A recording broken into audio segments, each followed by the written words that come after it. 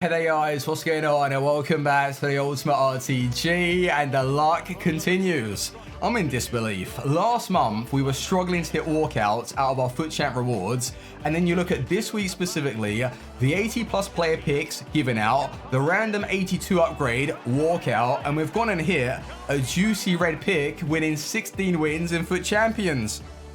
Or is that a spoiler for things to come? Probably. Well, if you're enjoying this series and you want to continue watching my no money spend RTG, hit that thumbs up button and also drop a subscription. But where we left off in yesterday's episode, we were 10-2. And I was suggesting to you guys that we need minimum 17-3. Otherwise, that DC, or not so much DC, but just stuck in a loop and wasn't even able to get into the game. I was on my opponent's screen. That was annoying, and that was going to cost us, because every time we step on the pitch and we play FUT Champs, we're looking to finish Elite 1, 27 wins. So we had already received that early loss in the second game, and then the second DC, or second loss, was a disconnect. So that was a little frustrating, so it put a little bit more pressure on myself, but how were we playing? Positive. In other words, aggressive. And I was pulling my CDMs up, getting into my opponent's face. My center backs were being carried out of position. And although it worked yesterday, it is a little bit risky. But that's what Blanc provides. He allows me just to take him and charge. He is a battering ram. And because he's so tall, like I mentioned in yesterday's episode, he just gets so many interceptions and stuff. But I have noticed some pros and cons already with the card. And that's what I would explain. But one thing that people keep mentioning to me is that the team press has been completely nerfed on the new patch. Now, if you're on a console, we haven't received it yet. It's most likely going to be dropped on Monday or Tuesday. But PC players are suggesting that they've got like an extra cooldown period. So if you lose the ball straight away, you can't even trigger it. You got to wait like 10 or 15 seconds. But what I'd love to see is just a major nerf to the AI in general. Like, you know how they released that pitch notes before the game was released, and EA basically are saying that if you've got defensive awareness, they're going to be a little bit more interested in getting blocks in, or they're basically, in other words, going to be defending for you. Now, I don't believe it should be that way. Instead, there should not be a defensive awareness stat. It should be neutral for everybody, right? So there isn't as much pay to win, but then as soon as you select that player, that's when it engages all of those stats. So interception, stand tackle, not so much defensive awareness because you're manually controlling him, but you don't understand what I mean. So it's more to do with still what the player is doing, but you get a little bit more of a boost if you're using better cards. I think that that's the way the game should be. And then you wouldn't need, right, the step overs, the bridge skill moves, the overpowered boost. Like, you wouldn't need that because the game would be a little bit more open. Because I will be honest with you, and I'll tell you this. I came up against someone using the dreaded 3-5-2 formation. And the reason why I say the dreaded is because it's so good in the attack to hold possession. And then when you lose the ball, it doesn't really make much of a difference because you still got your 2 CDMs. You got your 3 center backs ready just to like play a 5 at the back and buy yourself some time. And then when the left mid and right mid retreat and get back into a left wing back position and right wing back, it basically is like a super juice 5 at the back with 2 CDMs. It's kind of mental. And the guy was good, and he was using like Gorzans. I think that's how you say his name. He had a Damatori in there, and he was a solid defender, and in the attack, he wasn't so bad. I found myself 2-0 down in that game and was thinking, you know what? I'm not doing anything. I need to start pushing and getting into his face. So what I did was a simple switch with team press, and I brought up my depth. And the second half was different. I was able to get back into the game. And if I was able to find one more lucky goal, I would have been able to get that win based on just a simple custom tactics change. And I think that's completely wrong, and that's not the way the game should have gone. It should have gone anyway. So if there was no team press or it wasn't as overpowered, this guy would have continued controlling the game. The better player would have won with ease, and he wouldn't have been stressing. But he later on got that goal in the 190th minute. That was a little bit painful. But with the way the game went, he did deserve the result. So that's fine. But I would just love for EA just to bring things like back a little bit, tone it down. You don't need these step overs and you don't need AI defending. Like, let's chill out.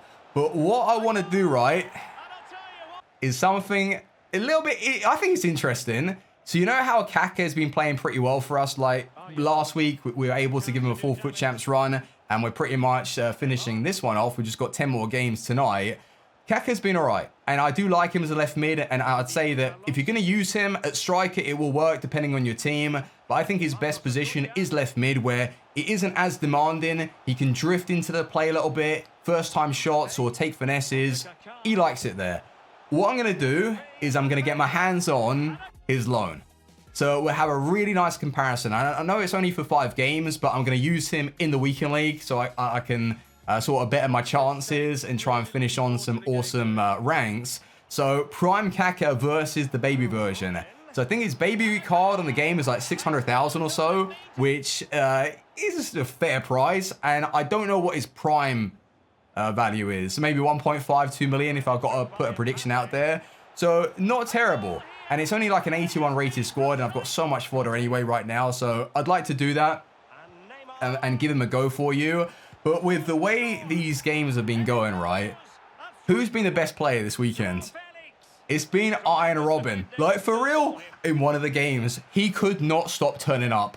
My strikers, not to say that they weren't really offering much, but they were a little bit dry in that game, and they weren't finding the angles, whereas Robin, he was just there. He was scoring goals with his weaker foot. One of the most bizarre goals was with his right foot.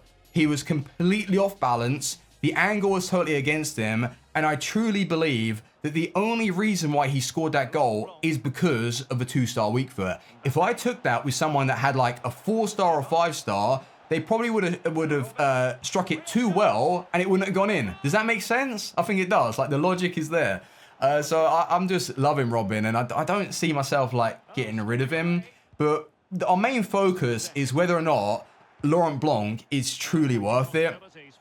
And I'd have to say, I even mentioned it a couple of days ago, or at least on stream yesterday. When the game is going for you and you're controlling it and your opponent is needing to push out and close you down, that's when you notice like Laurent Blanc turning up, because there's a lot more space to work with. He'll make those late runs into the box, and you can easily find him with the short passing game.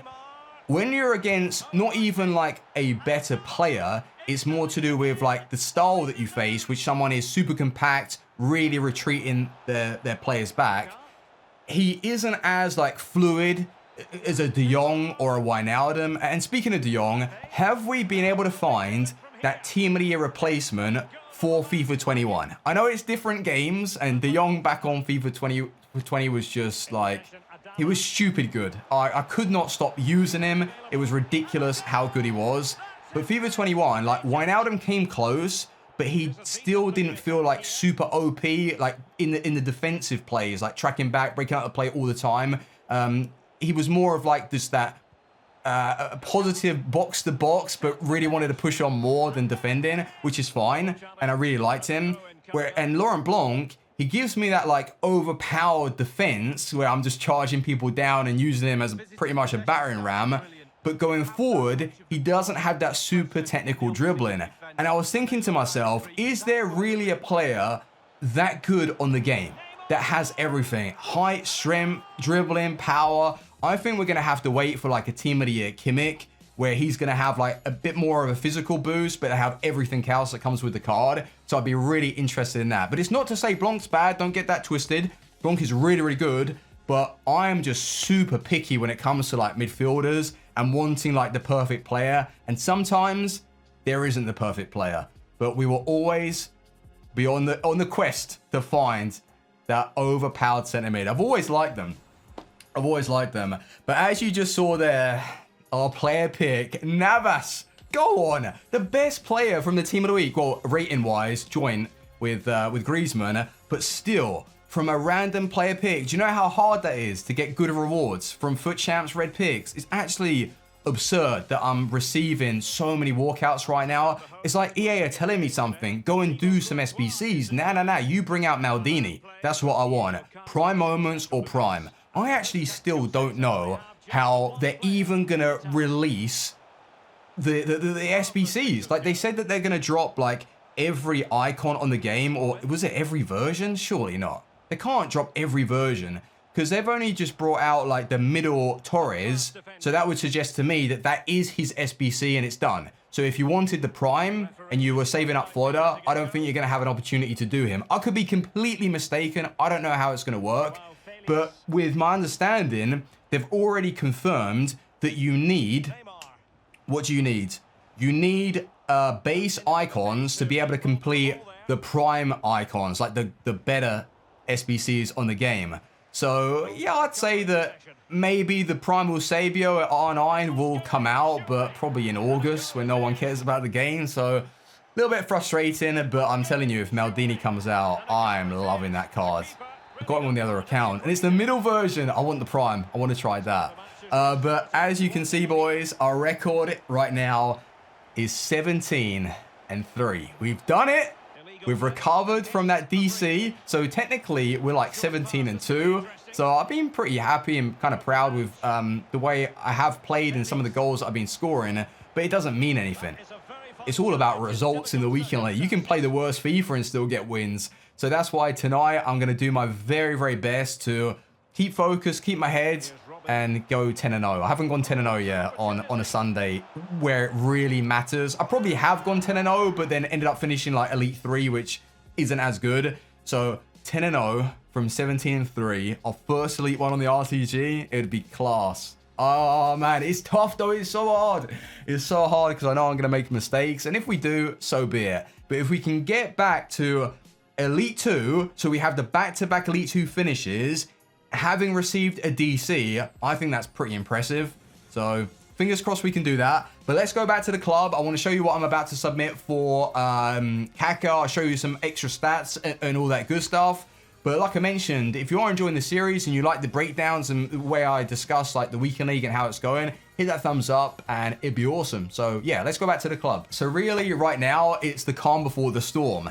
A lot of people are saying to me like, oh, Fuji, the game's dead, I don't like it. Well, the objective players themselves, like Gurez, is he really going to get into your starting 11? You've got that Bundesliga left back, that there are just better options on the game if you haven't got a Bundesliga side. So, I don't know, like, of course, like, not everything is going to suit what you want from the game at times, but just relax. Team of the Year is literally going to be next week. I don't know when the nominees are going to go into Pact. I don't even know if they're going to do that this year, because I feel like that is a just complete waste.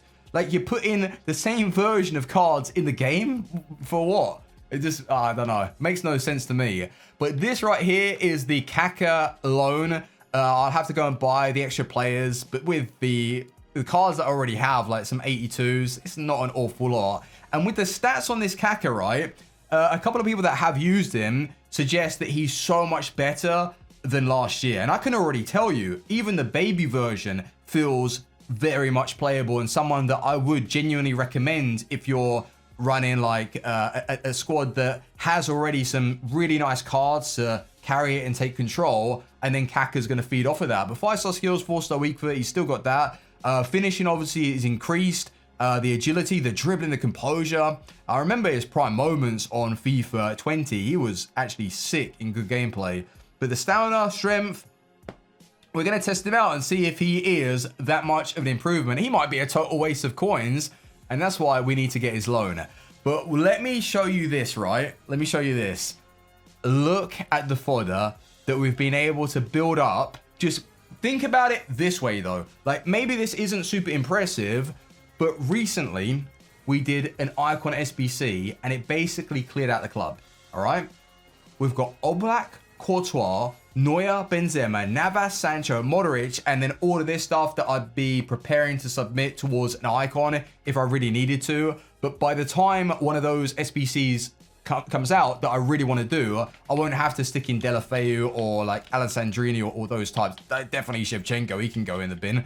But with this stuff, I'm really, really happy. Like, that is, with a couple of extra cards, quite easily like an 88 rated team. So that's one of the icon squads done. But how many more would we need for Maldini? I don't know. I really want Maldini this year. I can't stop thinking about him. He's just he's so good. He's so good. Like last year, the issue was the strength. But this year, he gets his body around and he's got insane slide tackles. I love him. And I also love Cruyff. But Kaka, what's he finished on the Saturday run? 70 games played already now with the card. That's gone quick. It's gone really quick, actually. 30 goals, 31 assists, still balanced, and it's nice to see. Laurent Blanc's got 7 goals in 20 games. 7 goals already?